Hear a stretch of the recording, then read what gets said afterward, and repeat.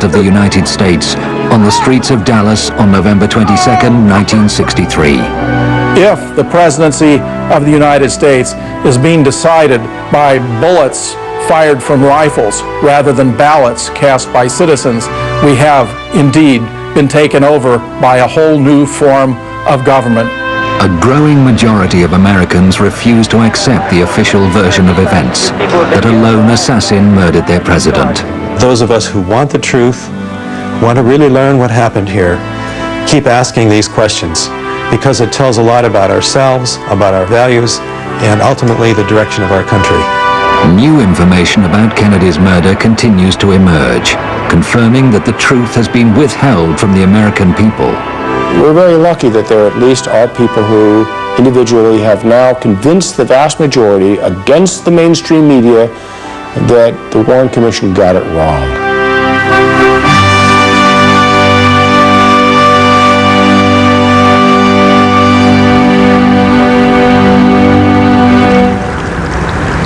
From his hometown of Duluth in Minnesota, one of those questioning critics of the official version of events is Professor James Fetzer. The resurgence of interest in the death of JFK had repercussions when Congress passed the JFK Records Act in 1992 that created a 5-civilian-member board entrusted with the responsibility to review and declassify documents that were held by the CIA, the Secret Service, the Office of Naval Intelligence, and so forth.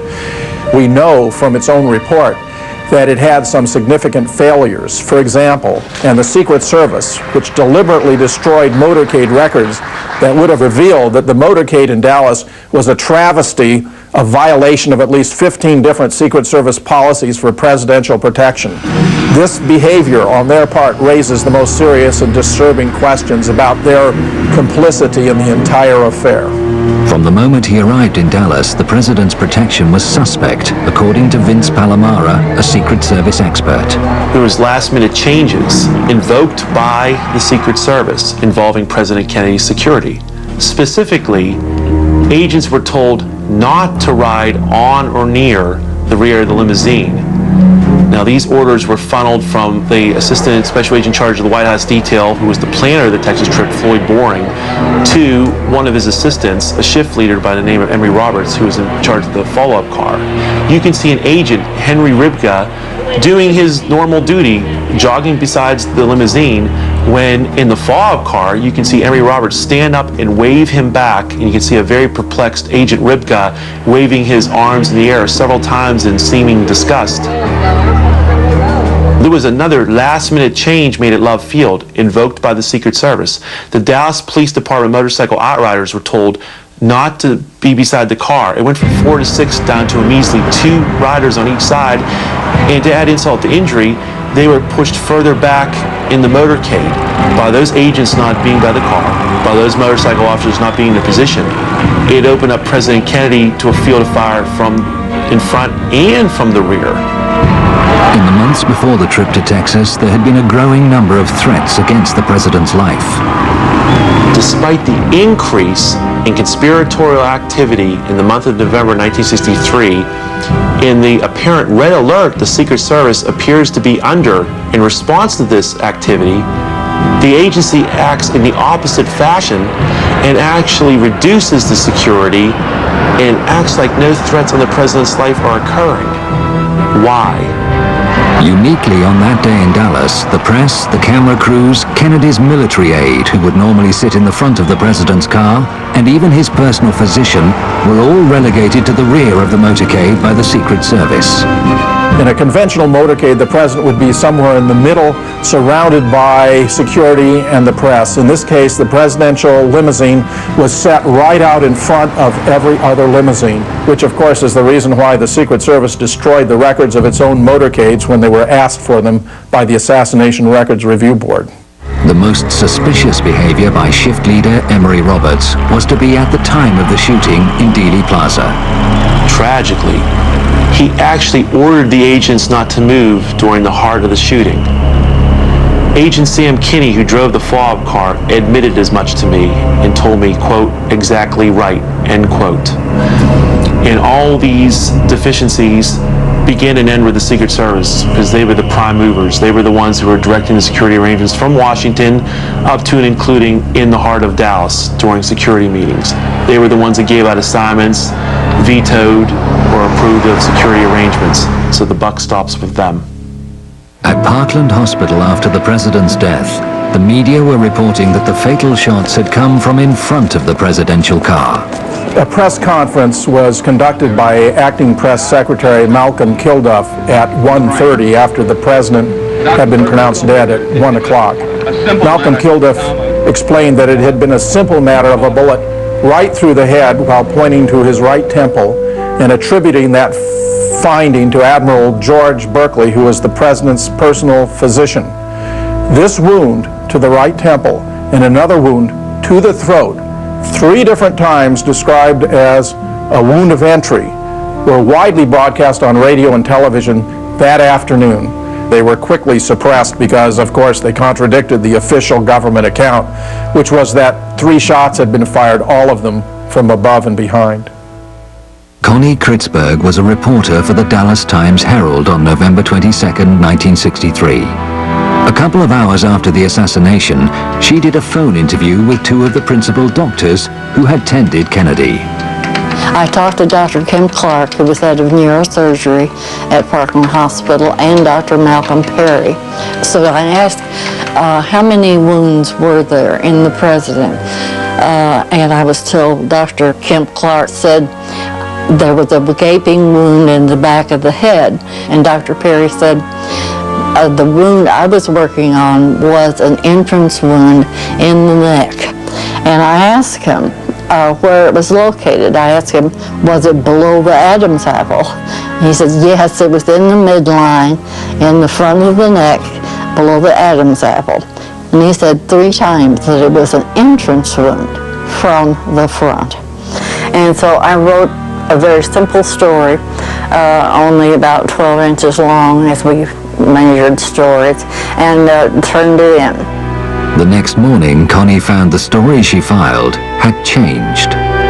I found in the story, in about the 3rd paragraph, there had been a very unprofessional sentence inserted. It said, a doctor admitted there was possibly 1 wound. So I was very upset. I called the city desk and I talked to one of the assistant city editors whom I respected quite a bit, and I said, who changed my story? Who put in that sentence? And he immediately knew what I was talking about. He said, the FBI. A story couldn't be printed that there was more than 1 shot and that 1 came from the front. It had to be altered, no matter how crudely, to conform to the official story that there were 3 shots from 1 place, from 1 man, and it was only 1 man who committed the murder. Confirmation of what Connie was told by Dr. Perry comes from one of his colleagues who also attended the fatally wounded president at Parkland Hospital, the late Dr. Charles Crenshaw. Prior to the tracheostomy performed by Dr. Perry, I observed in the lower third of the neck a small, rounded, well-demarcated entrance wound. This was obliterated by the tracheostomy in that Dr. Perry made the tracheostomy incision through the entrance wound. Different parts of the tissues were spread. He then made the incision into the trachea and through the hole that had previously been made by the entrance of the bullet, the tracheostomy was put in place. Radio reports from Dallas that afternoon mentioned the small round wound of entry in the front of the president's neck. They were heard by the late Dr. Robert Livingston, who was then scientific director of the National Institute for Mental Health. The reports had been that the president had been shot from the rear, from the 6th floor of the Texas School Book Depository building. And the evidence at hand from the Parkland Hospital doctors of a small, neat wound in the neck was contradictory to that, or at least complementary to that, in the sense that it required that there be a shot from in front, so that if he were shot from the rear, he was also being shot at the same time from in front. So I wanted to tell whoever was going to do the autopsy about that, and so I telephoned Bethesda Naval Hospital. The officer of the day I knew, and he put me quickly through to Dr. James Humes, who was going to head the autopsy team. He was very cordial, and we had a good conversation, brief. He had not heard about the neck wound. I told him that it was important because it was a wound of entrance, and I told him that it should be explored completely for its track and to find any bullet or fragments of bullets that would remain, and particularly emphasized that it had to be a frontal wound since there was no tearing of the tissues. He left the telephone momentarily and came back and said, "Dr. Livingston, I'm sorry I can't continue this conversation. The FBI won't let me." Humes later claimed he only learnt about that bullet wound after the autopsy from one of the Dallas doctors. He never examined it. I'm absolutely certain about that telephone call. I'm sure that Dr. Humes got a clear impression from me about the neck wound representing a wound of entrance.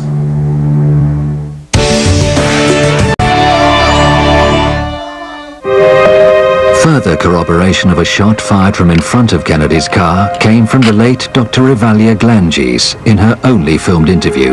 She was no stranger to guns. I've been handling a gun since I was a child. Couldn't even hold the gun. I had to put it on the fence in order to shoot it. On the morning of November the 22nd, 1963, I was a second-year medical student at Southwestern Medical University in Dallas, Texas.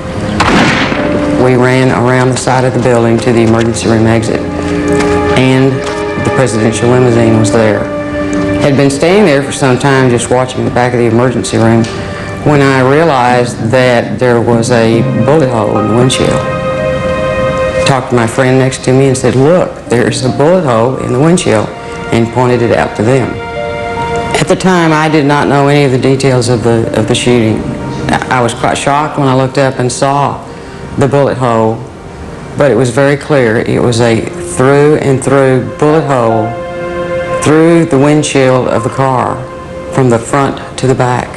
I don't believe there's even any cracks associated with that bullet hole. It seemed like a high-velocity bullet that had penetrated from front to back in that glass pane. At which point, a security officer of some type raced forward and jumped in the limousine and drove it off, even as I was leaning against it, to an area back of us somewhere. And that was the last time I saw the limousine. The Secret Service made certain no authority in Dallas had an opportunity to examine the bullet damage to Kennedy's car. The Secret Service also usurped Dallas authority and removed the Kennedy limousine from Parkland Hospital and flew that limousine back to Washington, D.C. For over a decade, researcher Doug Weldon, a professor of criminal justice and an attorney, has studied Kennedy's limousine and what happened to it in the hours after the assassination. Just as the president's body in an autopsy could have given us many answers, a thorough study of that limousine at that time without evidence being tampered with would also have given us many important answers as to what really happened. But on arrival in Washington, damage to the limousine was noted. Charles Taylor Jr., the Secret Service agent who had accompanied Samuel Kinney in driving the vehicle to the White House garage from Andrews Air Force Base, noted in his report that of particular significance, just left to center of the windshield was a small hole from which it appeared that bullet fragments had been removed. Nick Prunspy, a United States Police Park officer, also had an opportunity to take a look at the vehicle while it was in the White House garage. He noted that there was a small hole in the windshield, and based upon his many years of experience as a police officer, he noted that that hole had been caused by a bullet. Over the ensuing days, the car was scrutinized in the White House garage by a number of people. But one day was different. If one examines the White House garage logs, it is very interesting that in the late evening of November 24th, 1963, and the entire day of November 25th, 1963, not one person is listed as having come in to the White House garage to have any contact with the limousine. Rumors circulated at the time always denied that the presidential car was secretly flown from Washington to the Ford Motor Company in Dearborn, Michigan, for the removal of its damaged windshield. It is very clear that the only mode of transportation that could have been used to transport the limousine from Washington, D.C. to the Dearborn plant would have been via airplane. There are several airports in the Detroit area. It would have been a simple matter to transport the limousine undercover to its final destination, the Ford Motor Company's Rouge plant. The late George Whitaker Sr., seen here with his wife, was a lifetime employee with Ford and held a managerial position at the Rouge plant. He went to work on the morning of November 25th to be confronted by an amazing sight. He was astonished when he went to the B building where garage existed at that time, and he saw the Kennedy limousine that John F. Kennedy had been murdered in. The interior of the limousine had completely been stripped, and the windshield was not in the limousine. He went to the glass lab where he was in charge of laminating glass, and the glass lab door was locked. He knocked on the door, and it was open, and two of his subordinates were in there with the windshield that had been removed from the vehicle. They were under orders to take that windshield and use it as a template in making a new windshield. But what fascinated him, and which he discussed with his family and no one else until he spoke with me, was that he saw a hole in the windshield. It was a good, clean bullet hole right straight through in the front. Right, this had a clean round hole in the front and fragments on the front of that. Mr. Whitaker had 30 years of experience working with glass and had seen many tests performed on glass, including tests performed with firearms. He described that hole as being in the same location that Charles Taylor Jr. of the Secret Service had described the hole in his report. And of course, without knowing that anybody had observed it before then, but he also was absolutely 100% convinced that that shot had to emanate from the front of the Kennedy limousine, thus indicating that a shot had been fired from the front, to his mind, to 100% certainty. I asked him what had happened to the original windshield. His answer to me was, "We scrapped it." I said, "You destroyed it?" And he says, "That's right. Our orders were to scrap that windshield." After George Whitaker died in 2001, this statement was found amongst his possessions, reaffirming for future generations exactly what he had told Doug Weldon 8 years previously. This document was discovered, and for me, it gave the final stamp of approval that what he told me on that August day in 1993 was in fact the truth of what really happened.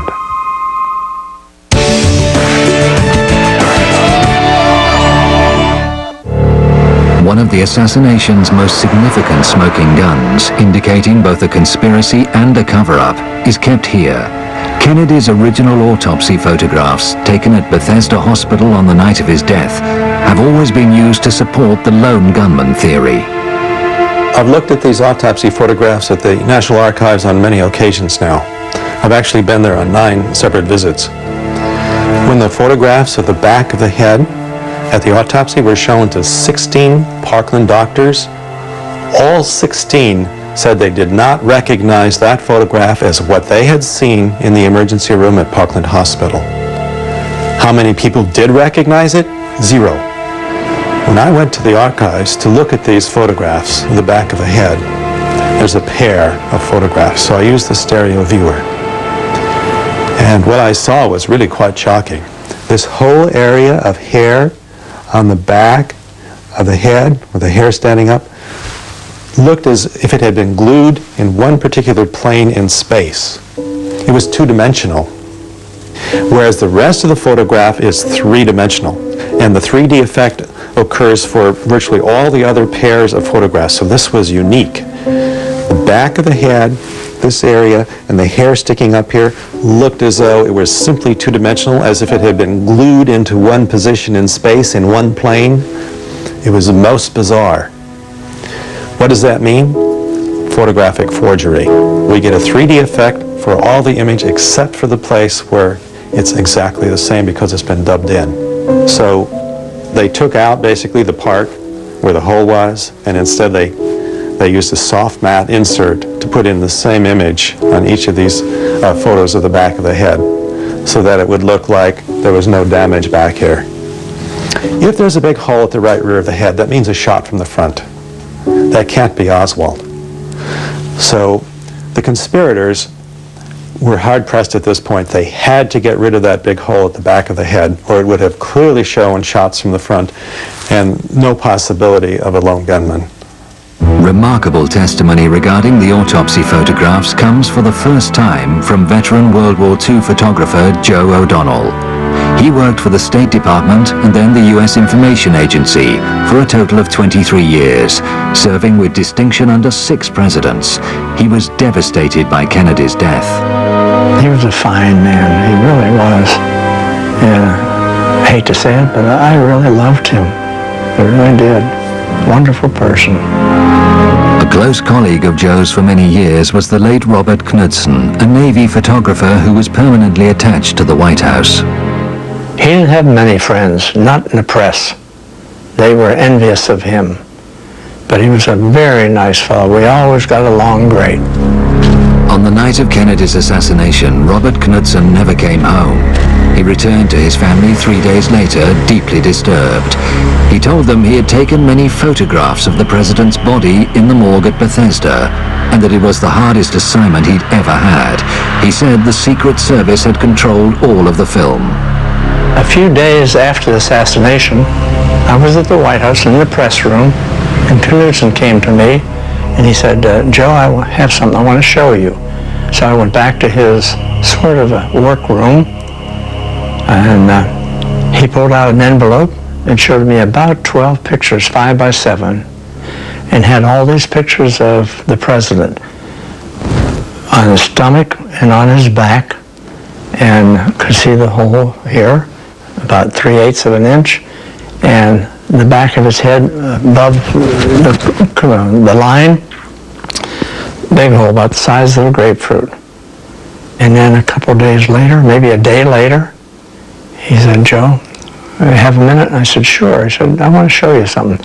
Those pictures I showed you the other day, these are the same ones, but a little different. And I said, what do you mean? He said, let me show you. He got the first one out, and I said, no hole. He said, no, they covered it up. And I looked in the back. The hole was neatly covered up. And I said, who did that? He said, well, I didn't do it. I said, well, I'm not saying you did, but I'm surprised. There is no record of Robert Knudsen attending Kennedy's autopsy, yet he had photographs in his possession that had clearly been altered to disguise a shot from the front. These photographs were always in the control of the Secret Service. So whoever changed this, whoever modified it, either had to be in the government or had to have the approval of the government to do this. We certainly can't imagine the Mafia, for example, doing this, or the Soviets. There's just no way. It had to be someone with government approval. The government continues to be haunted by the discrepancy between the wounds the autopsy photographs show and what the Dallas doctors actually saw. In the late 70s, the House Select Committee on Assassinations looked at the evidence of the Kennedy assassination, and one of the most disturbing things about that evidence when they looked at it was the fact that there were a team of doctors where Kennedy had been taken right after he was shot in Dallas. These are Dallas doctors who were experienced in trauma who had said he had a hole in the back of his head. The House Select Committee on Assassinations was trying to say that Oswald had done it, and with a hole in the back of the head, if you're being shot in the back and the bullet blowing out in front, that doesn't fit. So the House Select Committee reported that it had refuted the Dallas doctors. The Dallas doctors all got it wrong because they had better witnesses. Their witnesses were the witnesses that were there in the morgue during the autopsy. And they said that 26 witnesses that they'd interviewed all endorsed the autopsy photographs showing the head wound up here. None of them agreed that there was a wound back here. There is no medical evidence that President Kennedy was hit from the front and to the right. But they didn't let us see the interviews. They didn't let us see the documents that these people had prepared. In fact, they were scheduled to have been suppressed until 2028. When the documents tumbled out in the mid-1990s, lo and behold, the autopsy witnesses, who the House Select Committee had interviewed, said the same thing the Dallas doctors did. The hole in the head was back here. They drew diagrams showing a hole in the head back here or back here, and it became very apparent that the House Select Committee had just interviewed these people, suppressed their testimonies, and then misrepresented them in their report. The forensic pathological panel simply says that if he was shot at from the front and to the right, the shot missed. The doctors who were supposed to evaluate the medical evidence for the House Select Committee on Assassinations never saw these suppressed interviews where not only were the Dallas doctors saying there was a hole in the back of the head here, but so were the morgue witnesses saying there was a hole in the back of the head. So it was a complete abomination. It was perhaps the most dishonest thing that was ever done, and it was apparently done to keep Oswald as the central figure in this scenario.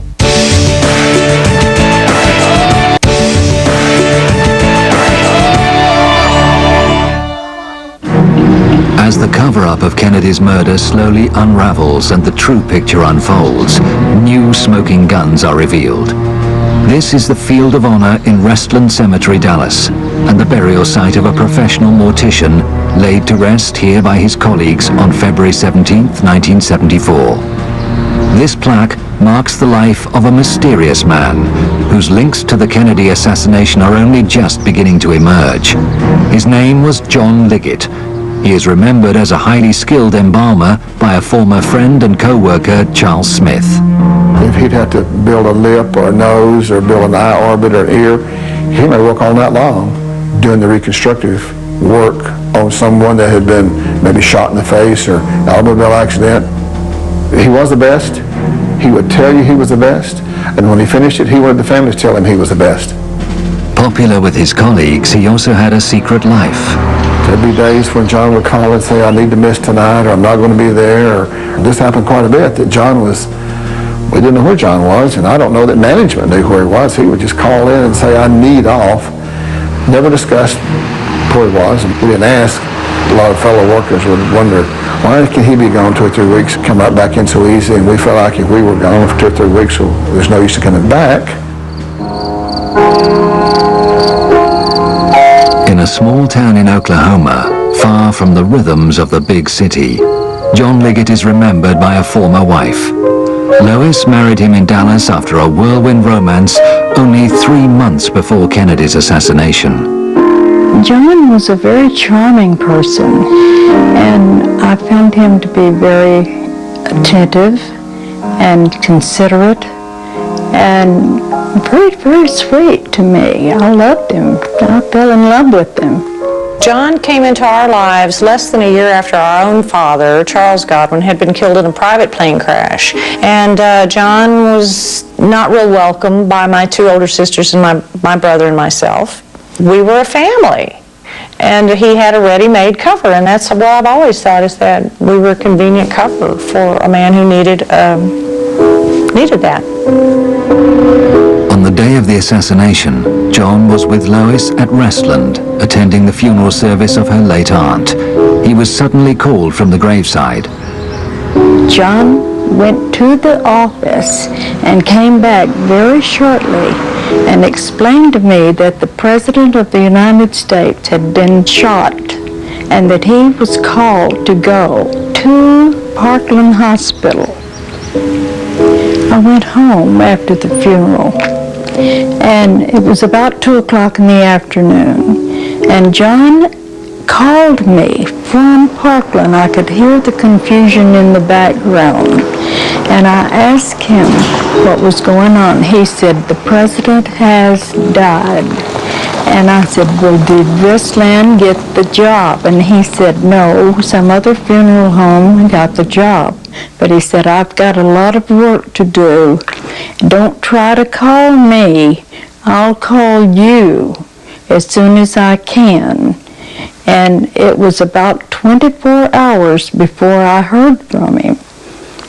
He came home and he walked in the door, and when I saw him, he physically looked like he had really been through a very traumatic experience. His clothes were disarrayed, and that was so out of character for him. He was obviously tired, very exhausted, but agitated and hyped, and informed my mother that we would be leaving town, that we had to get out of town. I said, where are we going? And he said, we're going to get out of town for a while until all of this blows over. And that was a quote, because I thought, well, what blows over? A high-speed journey south took the perplexed family firstly to Austin and then San Antonio. John made brief stops en route to have huddled conversations with various contacts. Throughout this journey, there were conversations that went on between John and his relatives and friends that I did not feel like I was privy to. That they knew something I didn't know, and I didn't understand what was going on. In the early hours of Sunday morning, November 24th, the family finally checked into a motel near Corpus Christi. John had a further meeting, this time with his elder brother, Malcolm.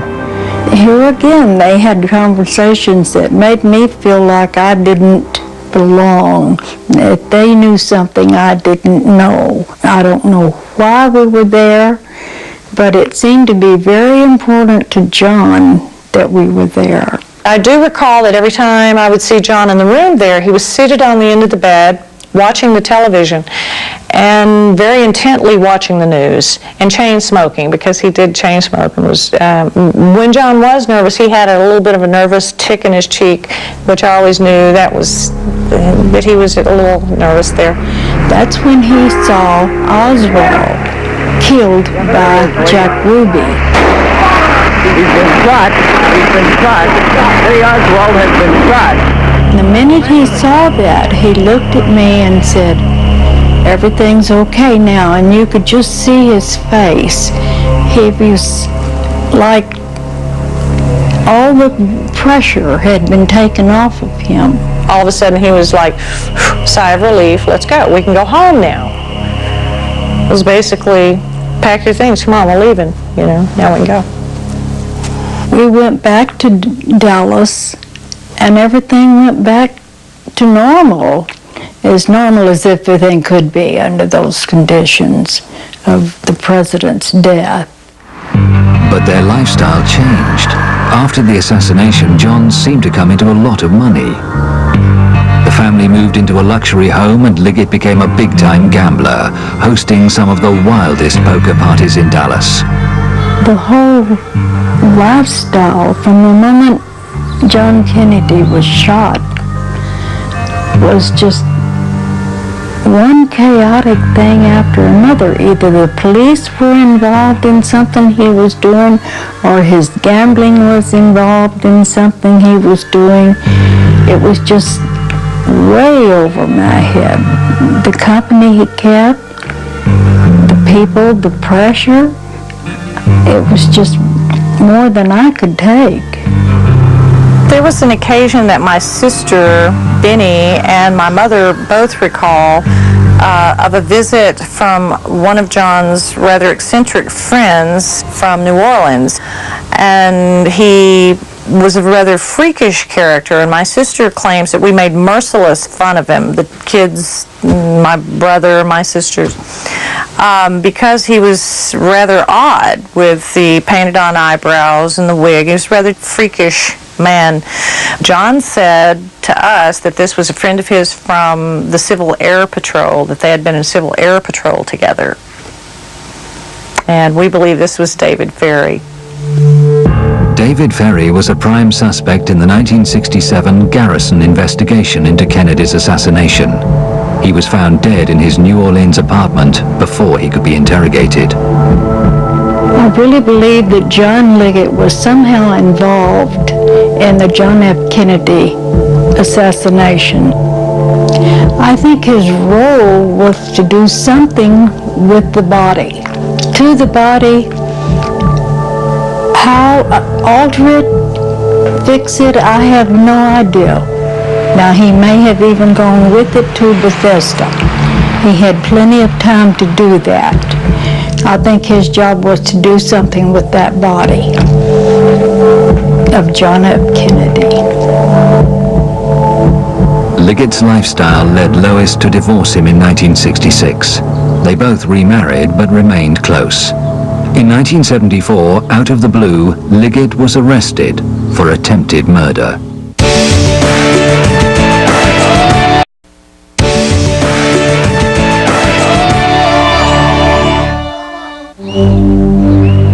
This Dallas home was the scene of a vicious crime. Dorothy Peck, a friend of John Liggett's, suffered horrendous injuries and was left for dead, but survived to identify Liggett as her assailant. The police were swiftly linking him with other brutal killings in the Dallas area. He was imprisoned in the county jail, but the police were not allowed to interrogate him. John had been held on remand for almost a year when his brother Malcolm insisted on meeting Lois in a park in Austin. He was very secretive about this meeting, and he wanted to walk. He wouldn't talk to me in my car.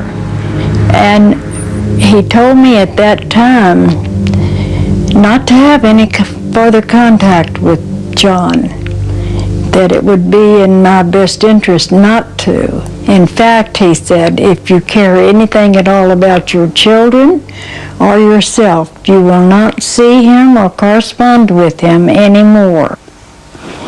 And I think that Malcolm felt that if I talked to John, John would tell me something that either Malcolm or someone Malcolm knows didn't want John to tell me. And I really believed that. I was so frightened by this action that I moved to Lubbock, Texas. And a few weeks later, I had a phone call from a friend there who told me that John had been shot in the back and was dead. On the morning of February the 14th, 1975, Liggett was being transferred with other prisoners from the courthouse in downtown Dallas to the nearby county jail. The police vehicle had entered the garage when Liggett, using a hidden key, slipped out of his handcuffs and made a bid for freedom. A single shot in the back, fired by a sheriff's deputy, killed him instantly. I feel like Malcolm knew that there was something that was going to happen. I feel that he knew more than he was saying to me. And it frightened me for myself and for my children. But the mysteries do not end with Liggett's death. In 1992, Deborah, for the first time, met Leona, John's wife at the time he died. Although reluctant to talk, Leona recounted a visit to Restland to view Liggett's body prior to burial. She came out from East Texas to Dallas, and she was shocked and surprised because to her, this was not John. It wasn't John there. She said that the person that was in the casket that she was shown had a mustache, and this to her was also an indication this was not John, and I too would have to think not, because John never, as long as I'd known him for the many, many years, could even grow a mustache. I did get the distinct impression that Leona was very nervous, even at that time in 1992, to speak with me about the details of John's death and her suspicions that it was not John that was buried there, and probably rightly so. I think I would be very nervous to know that as well, and I think I am. John's brother Malcolm handled the funeral that took place 3 days after the shooting. John's former colleague Charles Smith was there. There's no doubt the person that we handled the funeral for, the person that we embalmed, the person that I helped dress and we put in the casket and handled the funeral service for, that was John Melvin Liggett. That was a John Liggett that we knew for several years prior to this incident happening. But the story does not end there. After his divorce from Lois, John worked in Las Vegas for 3 years as a dealer. He had close contacts there. Recently, Lois was on vacation in Vegas with her grandchildren when she had the most extraordinary experience. We were in a casino, and I saw someone that looked exactly like John Liggett. And he turned around and looked at me and heard me call one of my grandchildren's names. And when I did, he looked at her, and he looked back toward one of the people that worked with him, turning his back to me, and said something to him about me because he pointed back of himself toward me. But we didn't stay around to find out if that was John or not. I was pretty shaken by it. I really felt like from the back of his head, and when he turned around and faced me, I thought it was John Liggett. So it wouldn't surprise me a bit in the world if he were in Vegas. In fact, that's the most logical place I can think of that he would be. Lois and Deborah's suspicions about John Liggett's ties to the assassination are reinforced by a photograph that has emerged in recent times. It was taken at Jack Ruby's Dallas nightclub, The Carousel, prior to the assassination and Ruby's shooting of Oswald. Obviously, one would recognize Jack Ruby. Immediately to his right is John Liggett's brother, Malcolm Liggett. His wife, Suzanne, the blonde, to his right. We met her several occasions that she was at our home. The last I recall seeing Malcolm Liggett was at my mother's residence in Dallas, and this was at the time that John was still in jail in Dallas. The woman with the dark hair and the black dress in the center of the photograph is Iris Campbell. Not at the time of this photograph, but years later, my mother met Iris when they were living in West Texas, out in Lubbock. My mother was a member of the Episcopal Church, St. Paul's, there in Lubbock. And Iris came in one day and had expressed an interest in becoming an Episcopalian and joining the church. And she and my mother became very dear friends, and later also became my daughter's godmother. For a few years there, she was in and out, in close contact with my mother, came and visited frequently, and then disappeared, basically just disappeared. And I've not seen Iris Campbell, and neither has my mother, for many, many years. She just kind of faded out. Prior to seeing this photograph, I was unaware of any connection between the people that I do know and Jack Ruby. And it does put them in context then as acquaintances of Jack Ruby's. I really think that maybe John had something to do with government business. I really believe his death had something to do with the John F. Kennedy connection. What exactly, I don't know, but I believe it. Much may still remain obscure, and many questions wait an answer. But as more and more courageous Americans speak out, the smoke begins to clear, revealing the hidden truth that lies behind the assassination of President John F. Kennedy. Can't kill the president.